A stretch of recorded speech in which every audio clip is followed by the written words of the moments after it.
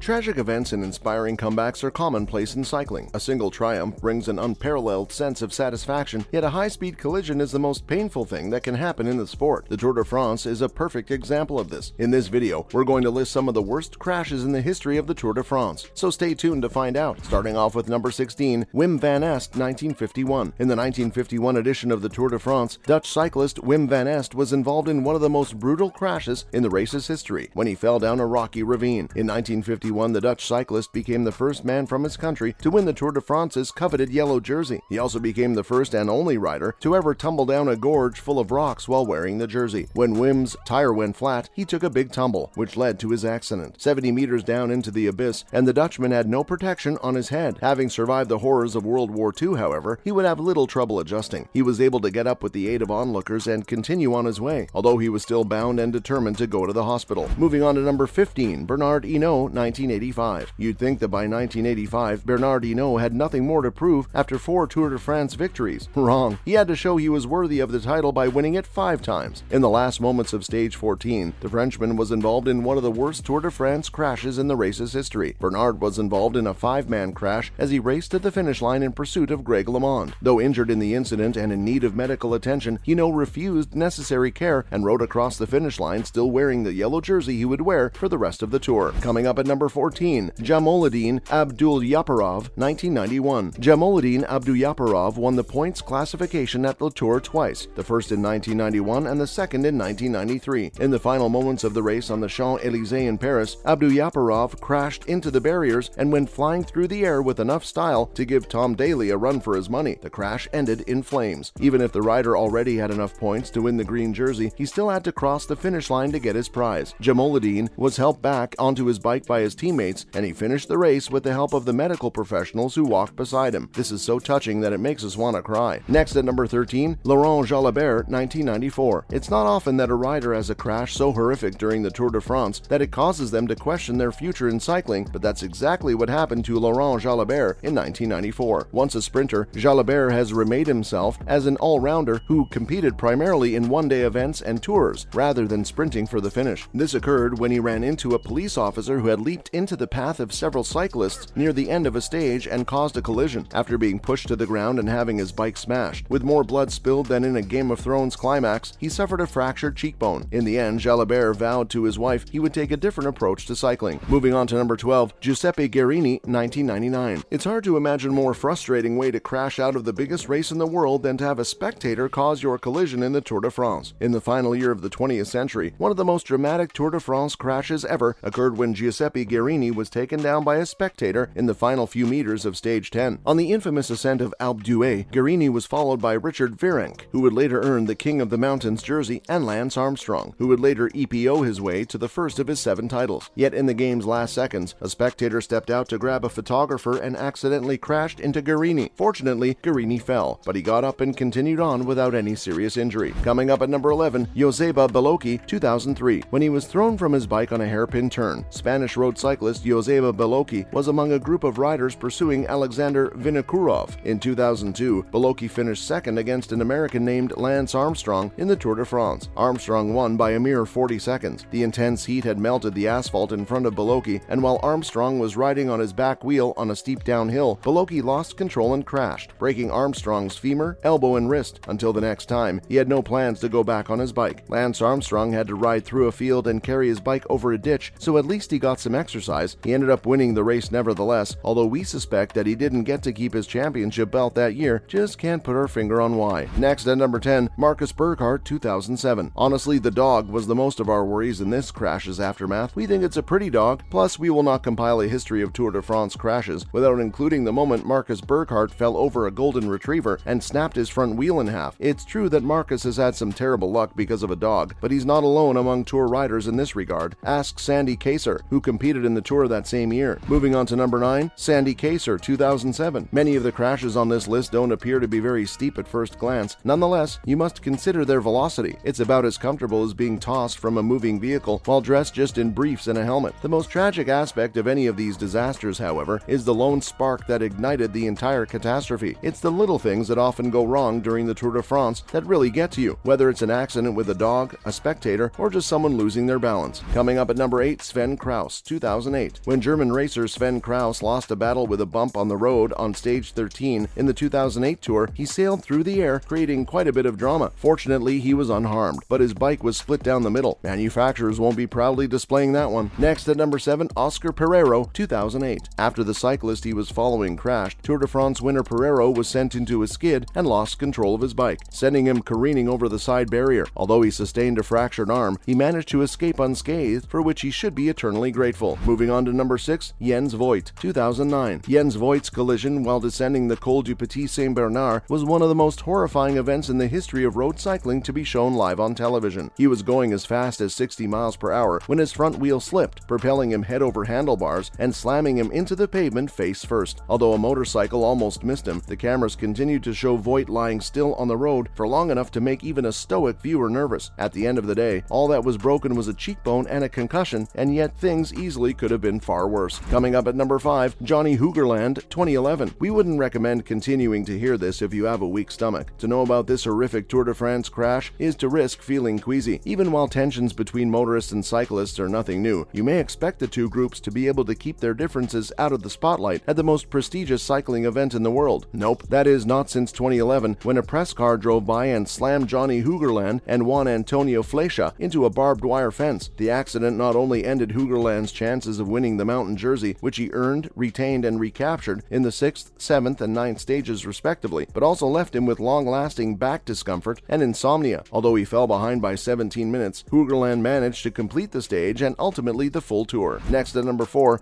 Alexander Vinokurov, 2011. At the bottom of the rainy Col du Pas de Peyrol, riders in the 2011 Tour de France caused a massacre. Olympic road cycling gold medalist from Kazakhstan, Alexander Vinokurov, injured his leg in the pileup, while fellow contenders Jürgen van den Broek and David Zabriskie had to withdraw from the race. Moving on to number 3, Mark Cavendish, 2014. Mark Cavendish was aiming to become the first British cyclist to win the Tour de France in 2014, so when he crashed and shattered his shoulder early in the race, it was a huge blow to him, his fans, and the Tour as a whole. Mark admitted he was at fault and promised to personally apologize to Simon Gerrans, whom he had accidentally collided with on stage in Harrogate, England. Next at number 2, Alberto Contador, 2014. Spanish cyclist and two-time Tour de France champion Alberto Contador was in the thick of things for the yellow jersey before he tragically crashed out of the race on stage 10 and broke his tibia. Vincenzo Nibali was able to ride away to his most convincing yellow jersey victory since 1997, after Contador, Froome, and Cavendish were all eliminated from contention. Nibali won by over 7 minutes over Jean-Christophe Perrault, who finished in second place. Finally at number 1, Sagan vs Cavendish, 2017. The collision that started 1,000 fights. On stage 4 of the 2017 Tour de France, as the riders were within 200 meters of the finish line, world champion Peter Sagan, who was going for a record-tying 6th consecutive green jersey, elbowed and arguably took down Mark Cavendish in the last sprint. Sagan finished the stage in second place before learning he had been disqualified from the race. Injuries prevented Cavendish from continuing, and he had to drop out of the race, making this one of the most bizarre moments in Tour de France history. And that's a wrap on this video. What do you think about these crashes in the history of the Tour de France? Have you ever been in a cycling-related accident yourself? Let us know in the comments below. If you liked the video, please hit the like button, share this video, and click on that subscribe button to subscribe to our channel. Thank you so much for watching, and we will see you in our next video.